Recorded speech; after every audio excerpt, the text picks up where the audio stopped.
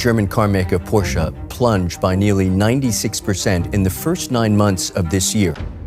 Porsche's problem was never electric cars. The real danger was something far deeper. They forgot what made people fall in love with them. Because Porsche had a really hard time adapting to e-mobility. They tried, they failed because, of course, some of the sports car drivers, they want their combustion engine cars. And so Porsche is now switching back to investing more in combustion again. So there was not a clear strategy, and that is costing them a lot of money. In the summer of 2025, an internal letter leaked from Oliver Blume, a letter that shook Wall Street harder than any recession report. Porsche's CEO openly admitted, "The model that built our success is no longer effective." In just a few days, Porsche's market value dropped like a stone. A brand once worth over $80 billion, the gold standard of German engineering, was suddenly fighting for survival. But here's the twist everyone keeps missing. Porsche isn't struggling because they modernized. The key problem is because they modernized while abandoning the people who made them legendary. For decades, Porsche wasn't just a car. It was an identity, a lifestyle, almost a religion, for those who believed that driving is supposed to feel like something. So how did a brand worshipped for its passion, precision, and sound end up turning its most loyal believers into critics? This is the story of a brand that didn't lose to innovation, it lost to arrogance. Before the chaos, before the recalls, before the silence of electric motors, Porsche was untouchable.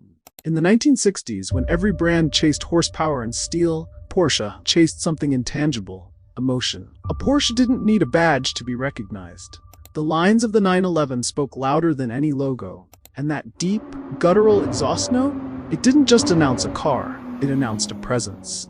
People didn't dream of owning a Porsche because it was fast. They dreamed of owning one because it made them feel alive. Inside the cockpit of a 911, drivers weren't just commuters, they were conquerors. It wasn't transportation, it was transformation. That philosophy built a global cult. The owners didn't say, "I drive a Porsche." They said, "I belong to Porsche," and Porsche knew that. For decades, the brand nurtured that emotional bond perfectly. Even when the Cayenne SUV debuted and critics screamed that Porsche had sold out, the results proved otherwise. The Cayenne tripled sales, not because Porsche built an SUV, but because Porsche built an SUV that still felt like a Porsche. That's how powerful the emotional connection was. But here's the tragedy that set the brand to a downfall spiral. When Porsche embraced EV technology, they didn't build a new emotional experience. They tried to copy Tesla while pretending it was still Porsche. Instead of evolving the soul of the brand, leadership tried to replace it and assumed the community would simply accept it. That's where everything started to break. To understand what's happening to Porsche, you have to revisit the moment everything first went right. Early 2000s. Porsche is respected, niche, admired, but not dominant. The company survives through performance purists, not mainstream success. Then a proposal comes out of nowhere, a Porsche SUV. The Cayenne. Fans lose their minds. Headlines scream betrayal. Car magazines call it the death of the Porsche identity. Inside Stuttgart, the debate gets ugly. Engineers insist the brand was built on purity, a single language spoken through 6 cylinders and a rear engine. Executives counter with one cold truth. Passion alone can't protect Porsche from the changing market. The Cayenne launches anyway. And then reality smashes expectations, not with disappointment, but with unprecedented success. The Cayenne sells so fast that Porsche has to expand production capacity. Suddenly, the brand that built its worshippers on the 911 becomes an empire. Profits triple, market share soars. Porsche, once beloved by purists, becomes universally desired, and the boardroom learns a lesson that will define the next 20 years.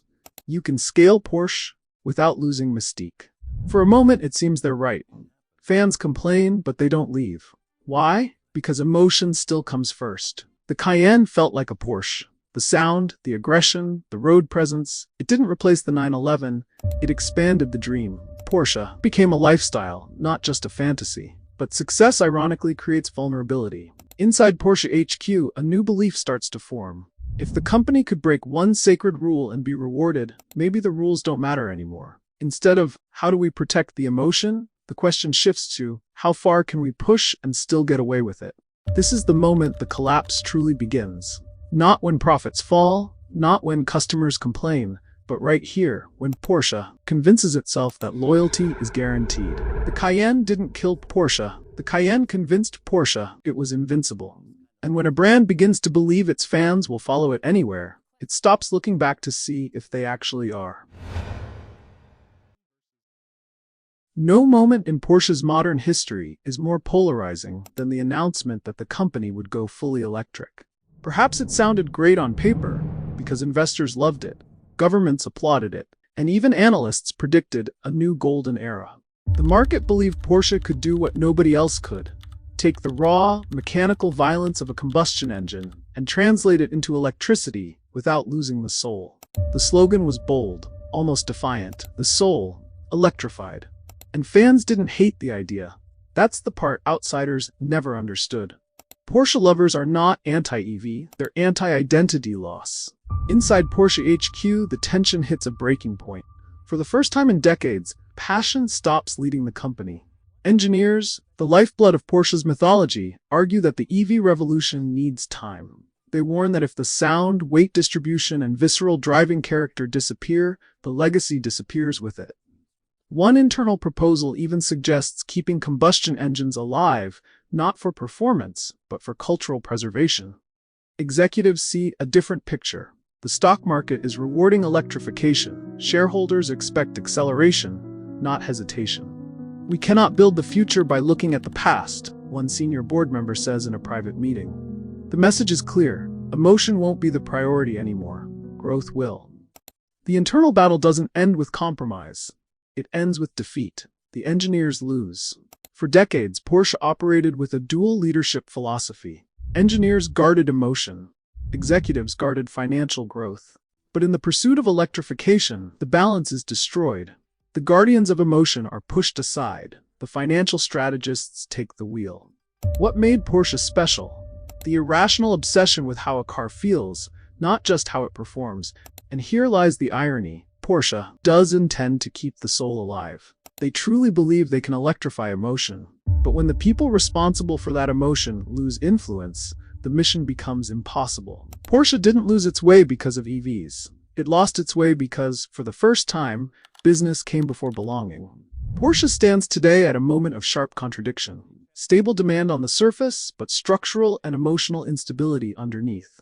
Porsche is also undergoing a high-priority strategic realignment to strengthen its product portfolio and improve long-term resilience.